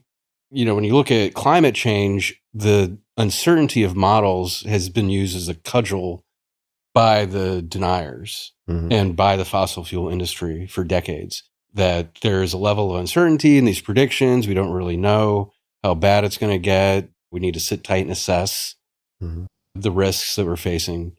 And what they showed is that uncertainty is a reason for taking precaution. Because if you are uncertain about the potential future destruction of or massive degradation of the biosphere, because of polluting it with carbon dioxide and methane and other greenhouse gases, maybe you should stop doing that or realize that you're actually taking a risk. You don't know what the risk is. Mm-hmm. So uncertainty is actually a reason for precaution rather than just throwing caution to the wind and just saying, well, we don't know. So, what the hell? Let's just keep going. Ironically, what happened to me the first time I formulated the argument, it's actually in the Black Swan, second edition, and I was with David Cameron on stage. Mm-hmm. And I said, we have uncertainty about these models. So avoid these models and just don't pollute. Mm-hmm. The paper I later rewrote with my friend Yanir and others by saying the more uncertainty there is in a model, the more you have to be. It's just like the more uncertainty you have about the skills of the pilot, the more cautious you should be. Exactly. You should take another plane. So what happened the next day, 20 newspaper articles in the UK calling Black Swan author is a climate denier, trying to convince Cameron. So it probably had a cottage industry of modelers who would be out of business if you follow these principles. So it's not like we got a lot more heat from the left than from the right. But why were they calling you a denier if you said... They used me verbatim without following the whole argument. Mm-hmm. And they say, well, he said that. And I basically named them by names, and I went after every one of them, 20 journalists. I wrote to every journal, explaining to them what I said. And I say they cited me out of context. And I wrote a chapter in Skin in the Game about how one should debate. An honorable debate is where you represent the person's opinion, like what Karl Popper would always very faithfully represent the person's position, and then attack it. Whereas they were taking selected cherry picking and then creating a straw man argument. Exactly. And as Fourier would say, give me a letter written by an honest man and I'll get him hung. So the problem that you have with the climate is that a lot of people have an interest in complicating the story. In fact, you just say, okay, let's forget about fossil fuel. Let's pollute with other things. Just like I say, if a drug is dangerous, I use half of that drug. The dangers in the dose. Sorry? The dangers in the dose. It's nonlinearity. We put that in the precautionary principle. The nonlinearity, the convexity, that's the theme of Antifragile, the convexity. So you're constantly dosing the atmosphere with carbon dioxide. You're going to end up with a very bad outcome eventually. Exactly. Let me give you an example to go back to before when we were talking about when I used GMO versus selective breeding, tell you why speed and fragility. And the example I use in the Antifragile, if I bang a car against a wall at 1 mile per hour 100 times, it's not going to be the risk of you're banging it once at 100 miles per hour. Right. Okay, so this is where if you have acceleration of harm, like if I jump 10 feet, I'm harmed more than twice than if I jump 5 feet. So we showed where in the presence of acceleration, what to do. And that part of the paper was never understood because people don't understand convexity. Although Antifragile is currently my most successful book. It's read more in 2023 than it was in 2013, the second year publication.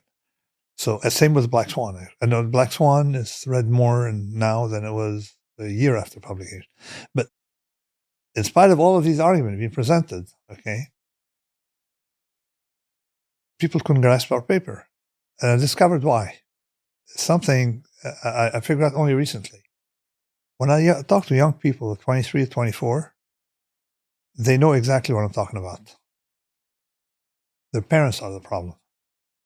So what is convexity? Just to refresh. Okay, so, and again, we're going to talk about universa or other things embedded in a universa story, but that the convexity is if you make more, if the market goes down 10%, you make $1 million.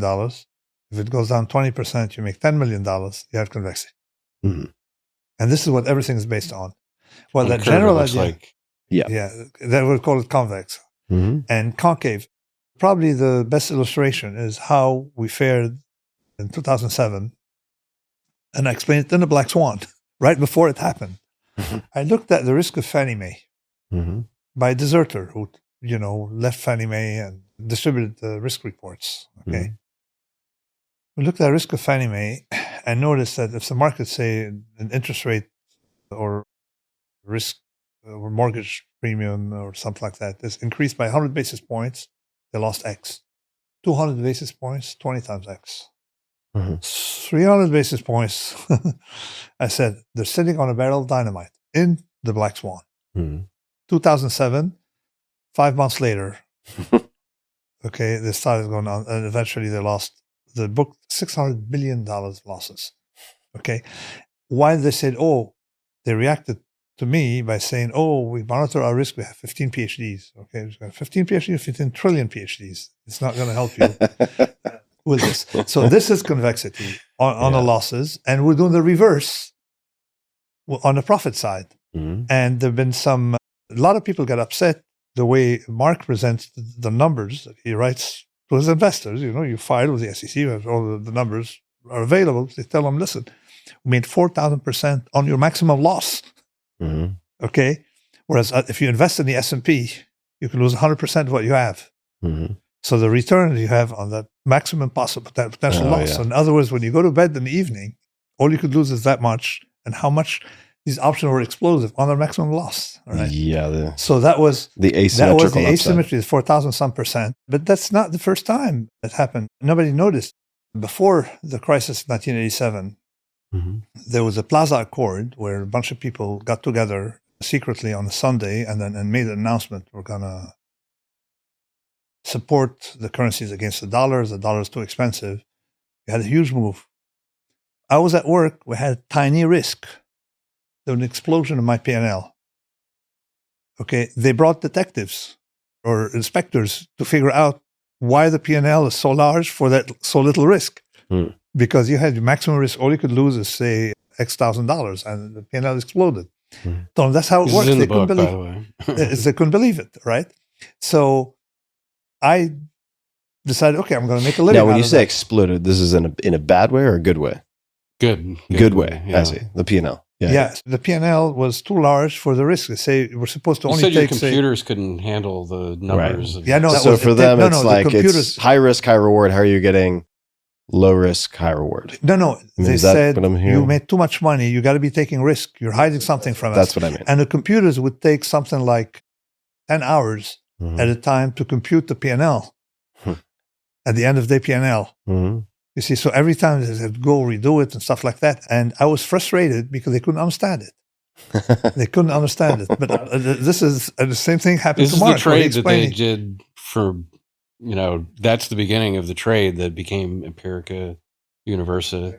Something like, I remember when I was talking to Mark back in 2008, he would never tell me this now, but I was trying to figure out how they had such incredible returns. And he gave me an example of a trade that they made, and it was, I forget the timing, but it was like a July 2008 S&P 500 put option, betting on a 20% decline in the S&P 500, bought for $2. After the crash, he sold it for $60. That's the kind of convex exponential return that you do not get in any other kind of trading. And you take that $2 option, you magnify it over millions and millions of dollars, you get 4,000% return. Yeah, but they're even more dramatic than $2 becoming $60. You always look at how people have lost money, because when you read the reports and stories, they hide the losses because nobody's going to write a book on how they lost all this money. And it's always invariably the same. There was a story of volume investors, I think. They're selling out of the money options on gold, and they're selling for 5 cents and end up have to buy them for $40. And then there's a Niederhofer story, same story, where he was liquidated, and when he blew up, he blew up many times, but one time blew up, you can see the prices. He sold them for 5-10 cents, and then he had to buy them back, and I was buying them back to $40. That's what I noticed with selling volatility. Selling out of the money, tails, selling rare events. And you don't need a large deviation, just people panic. They pay anything or sometimes they're forced to, because the clearing houses or counterparties cannot handle the risk. They say, we're going to close you out, sorry. And you close out, hey, there's no liquidity. It's like the famous saying, sell everything. And then the clerk, I told you sell everything, why are you not moving? He said, please tell me, to whom, sir? See? Let me ask a question that's been sort of percolating in my mind, and it may not be a good question, but I'm curious. You mentioned Soros, and I don't know that much about Soros. I've never met him, but I want to say Soros is also known as the man who broke the Bank of England, right? Or the British pound. So one of my questions is, in this increasingly interconnected world where the equivalent of the Black Plague, whatever that might be, and it could be in pandemic form or otherwise, instead of taking 300 years, is over a weekend in terms of spread, and things are so interdependent. Is there the temptation and the risk of investors catalyzing more crises or different types of crises, not just I don't want to say being spectators, but there's one thing to have an investment methodology that has certain premises and so on that then results in a windfall return at a certain point in time with tail events. But I'm wondering it seems like there are hedge fund managers, I'm not saying this is what you are, but there are investors out there and hedge fund managers who take very active roles in companies, let's just say, that they want to take a position, and activist investors and so on. And I'm wondering if investors will be able to do more damage as the world becomes more interconnected. It may not be a good question. I'm just curious. No, it is an excellent question. Do you want to answer it? I think that it's possible. I see the damage coming from, negligence and bad risk taking that ends up, creating a contagion effect. Just the same thing that we saw in not among investors, but like in the banking. Yeah, banking or hedge funds or crypto. I think that financial markets over the past 20 years, and increasingly with electronic trading, are more and more interconnected than ever. And this is something I got in my second book about high frequency trading, is how you could see the potential risk of some giant move in, say, a derivative contract or an index, something overseas, because trading machines are correlating all these assets globally, electronically, at hyperspeeds, microsecond speeds, that you could see something move very rapidly into all sorts of asset classes in a way that is impossible to stop because it's so fast. That could be triggered by a trader, or it could be triggered by a computer just going bananas. Yeah. We have noticed very early on in the 90s a phenomena that international diversification was no longer diversification. Why? Because of that integration. Globalization did a lot of good things, pulled people out of poverty. But a lot of things happened with it. Number one, you can't diversify anymore because if stocks collapse here, as we saw in 87, collapse everywhere for large deviation, and now for mild deviation starting in the 1990s. And also, the funding disappears everywhere, or it comes everywhere. So this property of globalization is similar to the one that came with it, is that like we're going to have shortages and then gluts. Now in a phase of in between shortage and glut. But shortages can be very deep, where containers go up 10 times, container shipping container, and you're going to have a lot of the reverse happening because I've never seen shortages without gluts. I've seen gluts without shortages, but never shortages without glut. But they're very deep. We didn't have that before. We all depend on the world's getting bigger and bigger and bigger, but it's like a large movie theater with the same door. You see, it's the size of the door that matters when you want to get out, not the size of the theater. So with the supply chain is narrow. It's got narrower. Now probably it will expand and branch out and will have a better networks. But people will not understand that. This is why people like to sell tail events, because it costs money to diversify your sources of, whatever, and your supply. And it also costs money to hedge tail risk, or you think it costs money. You have the illusion. And sure enough, you realize that if a hedge is expensive, think of absence of hedge, how much more expensive it is. Mm-hmm. So what's your perspective on the capacity of investors to catalyze greater risk? Not necessarily the systemic risk-taking, although this is certainly a factor of, say, the banking sector or fill in the blank, but very well-funded investors who are looking for Black Swan or Black Swan-like opportunities, their ability to create a self-fulfilling prophecy in a sense. Okay, as I say, predictions are And I'm probably not wording that as well as I should. But as I say, predictions are self-fulfilling, mm-hmm. and they're also self-canceling. Mm-hmm. See, early on, the self-fulfilling, people get on that bandwagon, and then sure enough, that's how sort of the glut takes place after the shortage. But one thing, that's quite, one should realize with the structure of the world in which we live, is that although history is not an indicator for many things, because we live in times of different connectivity and stuff like that, the rules of what can go wrong are very simple. You see, it's like as with pandemics. Okay, the Ottomans and the Austrians figured it out, or Lazarettos. Okay, simple, right? The Venetians were expert at it. Okay, the rules are very simple. There are not that many of them. And when we talk about precautionary principle, a lot of people have the illusion that it multiplies into zillions of regulations. No. One comment I'd like to make about the regulators, like European regulators, they're great at being regulators. In other words, they regulate for pleasure.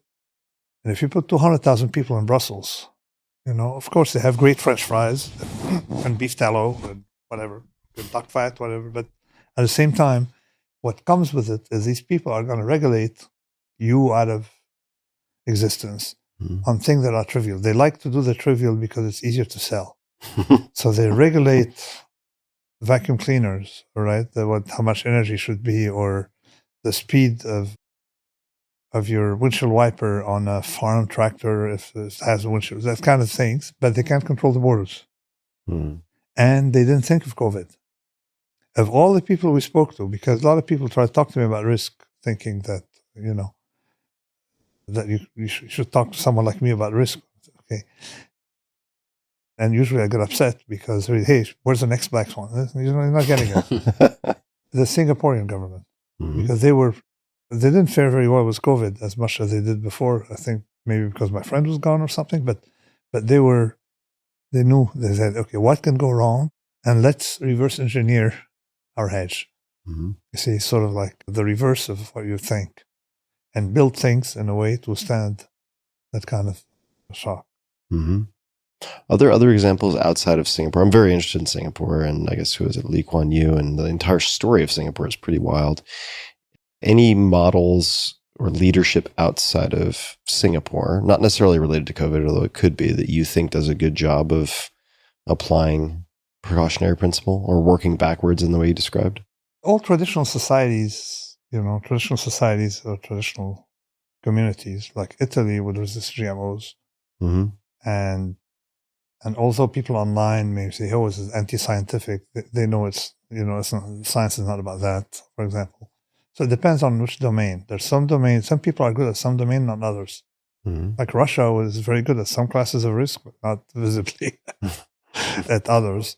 It depends on countries. Like Italy got paranoid about nuclear. And there's one attribute of our environment that we should realize is the non-trivial effect of propaganda on the mind of people, particularly when it's well organized. The KGB was not very good at spying, we discovered, but was very good at disinformation. So everybody panicked about the nuclear because they didn't want Reagan to put ballistic missiles in Germany. And they infiltrated, Putin knows something about it when he was in Germany. They infiltrated all these green movements by directing the Greens against nuclear, for example. So I truly think that we're suffering a lot from this disinformation up to today when people worry about some risks, not others. Another example of that is Germany with Fukushima. Yeah. That freaked out over something that actually didn't kill people, shut down their entire nuclear program, and in its place opened up a bunch of coal-fired power plants, which is, obviously much more direct risk to humanity than nuclear power plants that don't kill people. The radiation in Chernobyl, I knew that when I was writing the Black Swan. I didn't talk about it because I know it was dicey. Was lower than that in Utah. Mm-hmm. But it's not the point. It's Chernobyl is too big. If you make small reactors, let them blow up. It's not going to go beyond. So what happened if you can, because of convexity, you see, one reactor is vastly more dangerous than 10 small ones, and the 10 small ones are not likely to blow up at the same time. So that's one. I don't know if one reactor. What's the factor? What's the multiplier? But they are nonlinearities. But definitely, when you have a lot of small ones, it can blow up at different times. One thing about our previous conversation, when you say the banking sector, the banking sector is very safe for one reason. It's a utility. With high-paid bankers living around here, you see, have big Soho lofts, $10 million Soho lofts, basically it's a utility. Because they don't let it go under. It's when it's not the one you got to worry about. It's the saving it, again, that you have to worry about. The effect of saving it. Like we saved it in 2008 was what? It was government debt. And it exploded. And then again, in 2020, they bought so much commercial paper, so many things. Again, all these things aimed at saving the financial system, bank-wise, have spillover effects. But they're going to save the bank system because you cannot operate without it. Plus, another thing has happened is that banks used to take a lot of risk. Since 2008, risk has migrated from banks to hedge funds. Now, it's less concentrated, but it still can be concentrated. In what way can that be concentrated? In other words, he has a friend who has a big fund that's larger than a lot of banks. Yeah. You see? You mean Citadel? I'm not mentioning names, right? So you have a lot of big hedge funds, but I guess they can be diversified. Hedge funds have skin in the game.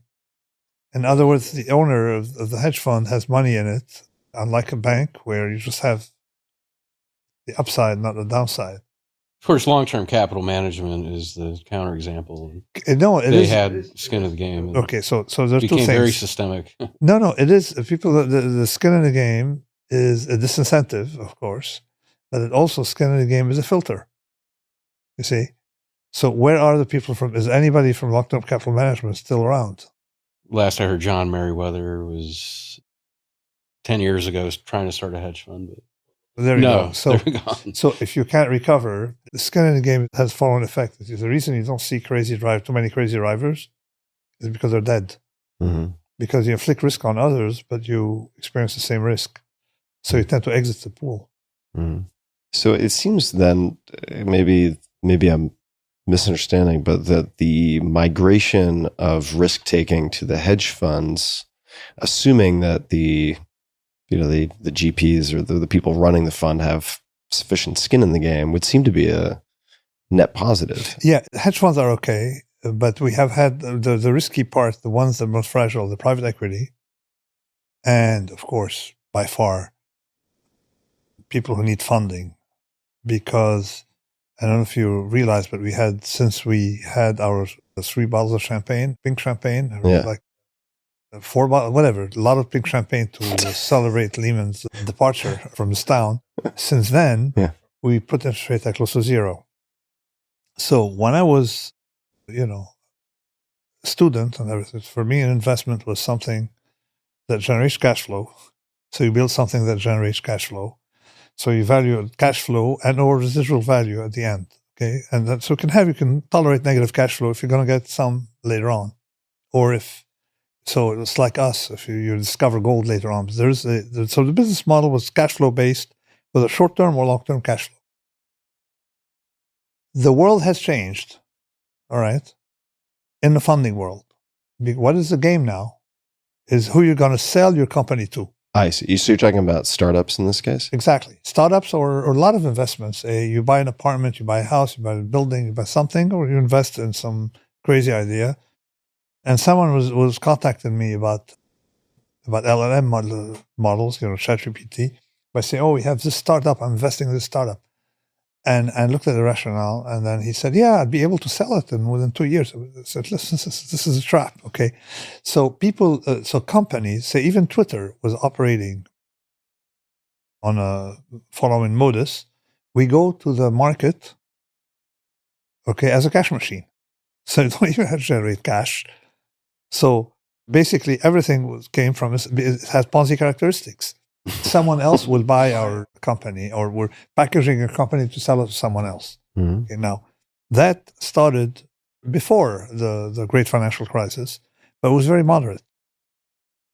Of course, it took place during the crazy period of the internet bubble and then died. So we had episodes of that effect. But now it's ingrained in people who have for 15 years of low interest rates. You have people in their 40s who have never seen interest rates. And they don't know how to behave. They don't know how to invest. So I think the most fragile part today is not the banks, of course, as we said. And it's not hedge fund, because it's sort of like mature adults, typically. It is those startups and the VCs and venture capitalists. But venture capitalists actually played quite a nasty game, because they cashed out. All of them are rich on companies that never made a penny. You see, I know there's a lot of, think how many billionaires you have in from Silicon Valley, right? Who ever made a penny? It's valuation, baby, as I say. Yeah, there's a lot to that game. I will say also, I think there are going to be tremendous just fatalities in the next probably 3 quarters in the startup world, because there's been a lot of contraction of funding, which I think is ultimately probably a good thing. But a lot of these companies are raised. It's not a good thing. It's a necessary thing. Yeah, no, well, right. I mean, it's culling of the herd. So I think we're going to see a lot of it. But think about it. This will finally get waiters, because we have shortage of waiters. Okay, we finally will get waiters. I mean, you go to restaurants and, they have one waiter for the whole room. And so we get more waiters. We get more people who, will help you mow the grass and stuff. I mean, we got a lot of supply. Former startup founders serving you your Negroni. We'll see how it shakes out. I'm curious to see. Nassim, and are there any ideas, concepts you would like to discuss? Is there anything that we've missed? Ed Thorpe. We could always talk about Ed Thorpe. Convexity is at the center of things. So I started writing on convexity, or studying convexity. Between the time we had the eggs and the champagne. The eggs. The eggs. The eggs was 2002, 2001, 2002, and since then I had some 80 scientific papers. So my enemies, they don't know how to handle it, because they can't say it's not science. So anyway, so I think the central thing for me is convexity, and it led me into papers in oncology, medicine, because again, oncologists knew stuff, doctors knew stuff, but the language they used did not accommodate this notion of convexity, 10 times 1, the nonlinearity. They sort of suspected it, but it was not formalized. So I just published something in oncology. We did a lot of stuff in epidemiology on tails. So convexity and tails. And convexity is the most important. For example, people don't realize that convexity means you like volatility. Concavity you don't. On the zone where you're convex. And people missed the point that was already mentioned in a paper I wrote before COVID on citing sources for lung ventilators, that if you give someone a dose of 100%, the person may die. But if you give that person 80%, 120%, they have a much higher survival rate. Why? Because they like volatility. Like we like to get things, our system likes to get volatility. Like heart rate variability. When I wrote Antifragile, I was writing between 2009 and 2012. Nobody believed in heart rate variability. You see, they thought you need to study heart rate. It's a predictor of death. Mm. But so it's the same thing for a lot of things where you have, that's a convexity effect. So that's sort of what I'm focusing on now, is these convex responses, convex stuff applied to fields where, they need to be applied, like medicine. And the same thing with nutrition. Mm. But nutrition figured out early on intermittent fasting. Mm. Well, it's a convexity thing. Instead of having a dose throughout the day, you have it, and it's a different response.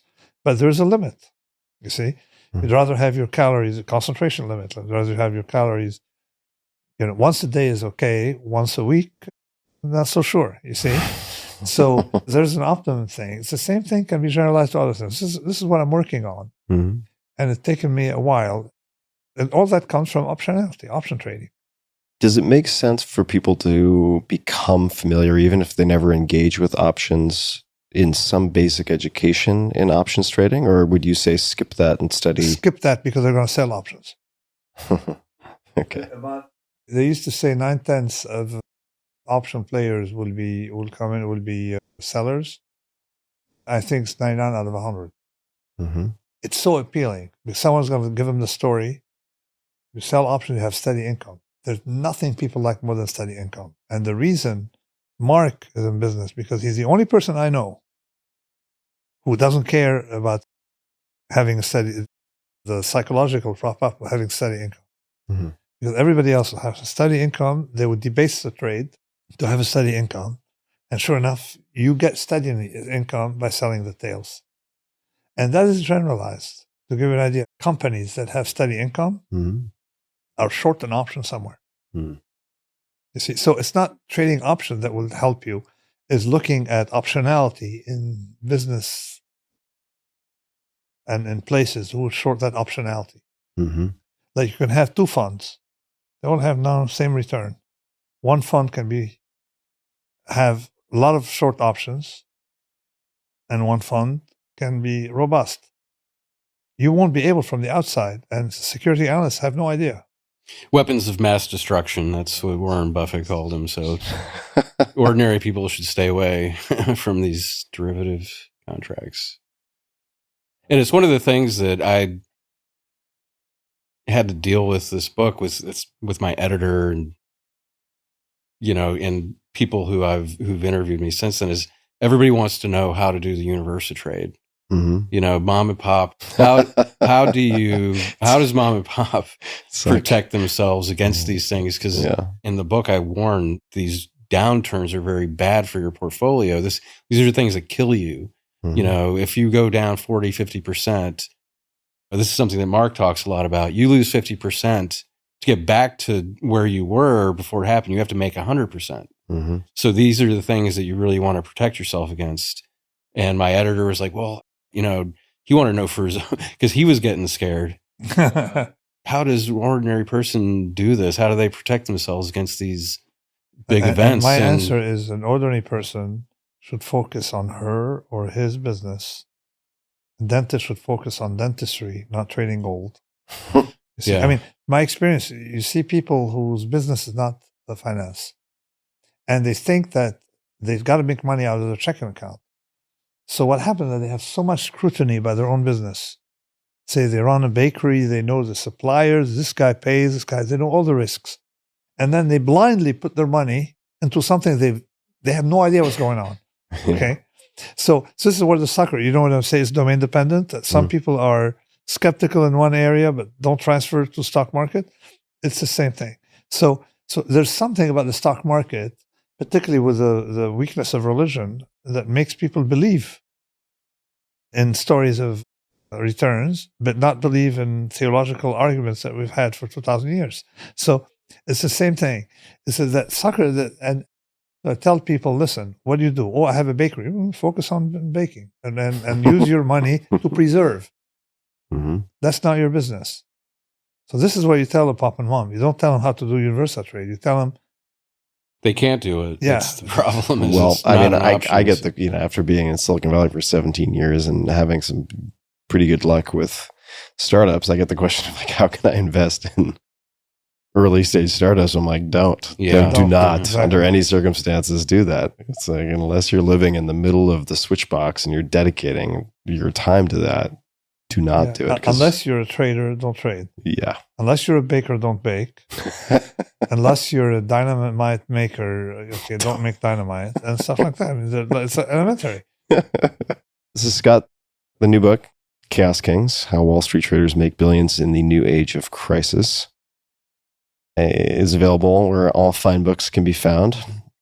You can find you online, scottpattersonbooks.com, on Twitter at PattersonScott.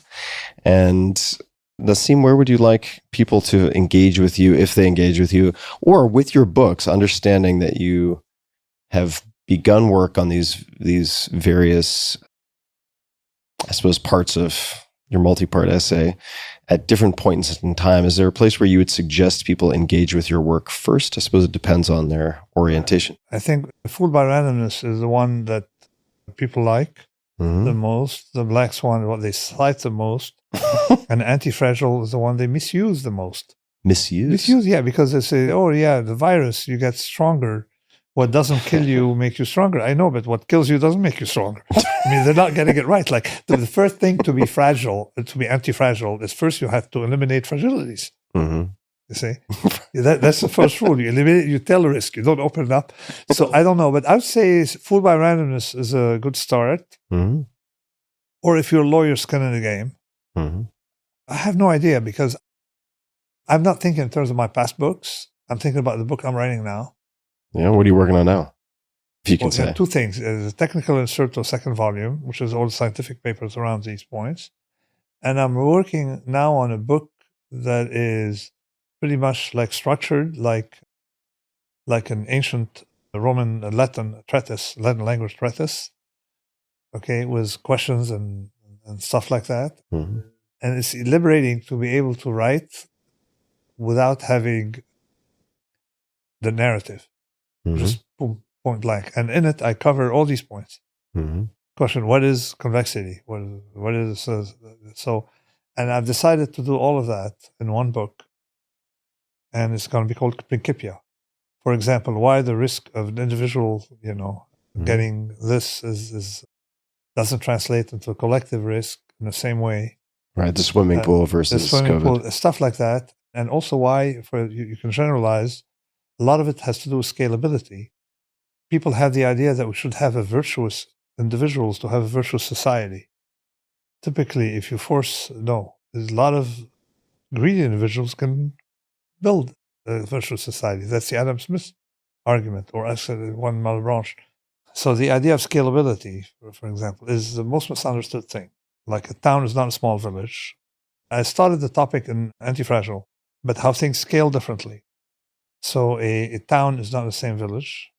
It's not a large village. A country is not the same as a municipality. And why, for example, you could be libertarian at the national level and autocratic at the municipal level. You see, or communist in a kibbutz, but libertarian at the state level. You could have a lot of these gradations, so things are more complicated. Among these things, I debunk in it. And then finally, one idea that also be exposed but structured in it on the main difference between BS and non-BS, what I call verbalism. BS as in bullshit? Yeah. Yeah, okay. I was just making sure I'm understanding. Let's go to verbalism and non-verbalism. What is non-BS? Because a lot of scientific papers have BS and a lot of casual things don't have BS. So I'm exploring all of these in a volume. I may call it Summa or Principia to give it an arrogant title. Yeah, Principia. I like it. Or Summa or Principia Incertorum or something on a certain. So what characterizes non-BS? I have to ask.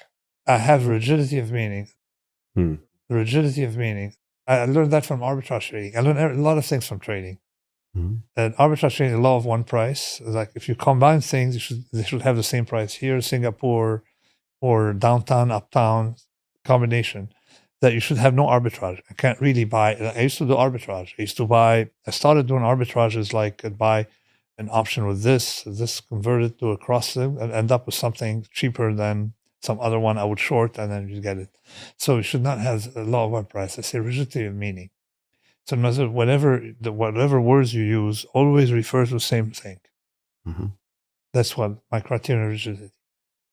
In it, by the way, I cite you in my new book. Well, hopefully it's a good citation. What you call bigoteering. Mm-hmm. Oh, yeah. Okay, yeah. so in other words, I have a so-called retrospective bigoteering.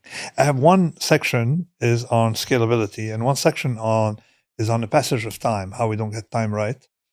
And in it, I explain why, for example, it is improper to blame someone retrospectively for values we have today what we didn't have then. Yeah. You see, it's like, for example, Aristotle, he was, a male chauvinist. I say, okay, it is wrong. Yeah, we know now, but he didn't know. Mm-hmm. You see, he didn't know. It's just like saying, okay, why don't we blame him for not using a computer? Okay, there's no computer at the time. So you got to look at these terms. It should not flow back values backwards. Mm-hmm. But effectively, the Talmud, which I've been studying for a while, had a lot of things on it. And I'm going to tell you what it has on it. That it says. So, for example, they say Noah was virtuous for his day. Someone pointed out to me in the Talmud, because I got a lot of Twitter is very helpful. Mm-hmm. I like these ancient texts to see how they would judge their own. Mm-hmm. You see, like effectively, when in the 18th century, they had different values than the 15th century. And how did they judge them? And at the same time, wise people know that, hey, it was not part of the customs at the time. How did you decide specifically on the Talmud? Because that's not your upbringing. Okay, no, it's because I like Aramaic, which is closer to my native language, which is the Levantine dialect, Aramaic. And then started having interaction on Twitter with people who are Talmudic scholars. Based on the interest in the language. No, my interest in language, I have interest in ancient languages more than interest in ideas. But I'm poor with languages. So it's not taken me anywhere except exploring texts. And I'm enjoying, the stuff. So you could have a collection of ancient wisdom in the Talmud, embedded in the Talmud, that is very interesting because it explains, it's monumental work. I'm just wondering, I guess, in addition to or amongst the different sacred texts or scriptures that you could study, why that stands out. No, what stands out really is more like someone like Aquinas, the Summa Theologica, because written by one person, whereas the Talmud is a concoction of opinion on opinions, right? Yeah. So, but I like the Talmud only because I have the privilege of understanding Semitic languages. So I'm enjoying it more for linguistic stuff, just for the fun of it. I see. I get it. And it's fun to read something and you understand. This is why I'm jealous. Plus, it is effectively a body of work that's quite monumental, that took centuries to build, a collection of scholars talking about scholars and discussing one another over time. This is what I like about Aquinas is took a topic and boom, put everything in it. All the questions and answers you can have in it. He questioned himself. So this is why I'm much more impressed with Aquinas as an individual. I can never imitate Aquinas. So all I could be is a scholar, like one of those who contributed to that Talmud, or one of small contributors, not Talmud, that collective piece of work. I'm jealous of your ability to engage with the Semitic languages and just be able to access some of the text in its original form. I'm very jealous of that. No, I enjoy that. I don't do as well with Greek as I should. Ancient Greek, I can do better with modern, but Latin is easier. The Semitic language. But the grammar is more complicated than Aramaic and Latin. Well, we could go down that rabbit hole. Maybe save that for the next round. I know we have food and booze to get to, but Scott, is there anything else you'd like to mention before we wrap up? Anything that maybe we didn't get to, or anywhere you'd like to point people that I didn't mention? Or the next book that you'd like to give a teaser for? Anything at all that you'd like to mention before we wrap up? No, we covered a lot. I really appreciate you taking the time. I appreciate Nassim taking the time. I don't know about my next book. I'm right now just completely immersed in this climate world and last year, the Biden administration passed the Inflation Reduction Act, which has nothing to do with inflation, but that thing is sending shockwaves through the climate technology world in ways it's kind of mind blowing, and it's changed the game for America, at least, in its attempt to catch up with what China has started more than 10 years ago to develop these technologies. But it's going to take a while. But in my opinion, it's pretty necessary to start doing that. I find the entire space super fascinating. And I know we were talking about the ideas in the current book, so we didn't allocate a lot of real estate to that particular topic. But, I was thinking about what you were mentioning about climate change and some of the challenges in engaging different parties. And what I've found, I live in Texas, right?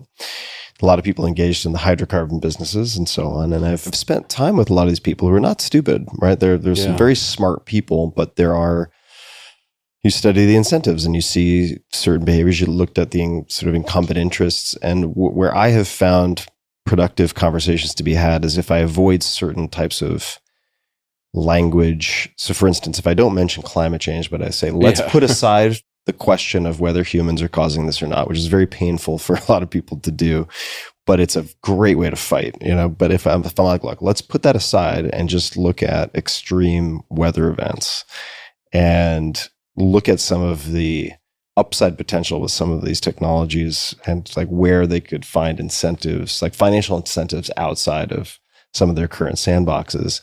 I've had pretty good luck engaging people with that. I don't always have the most compelling opportunities to immediately present them necessarily, although there are, quite a few out there. I've been working on some stories about climate technology in Appalachia.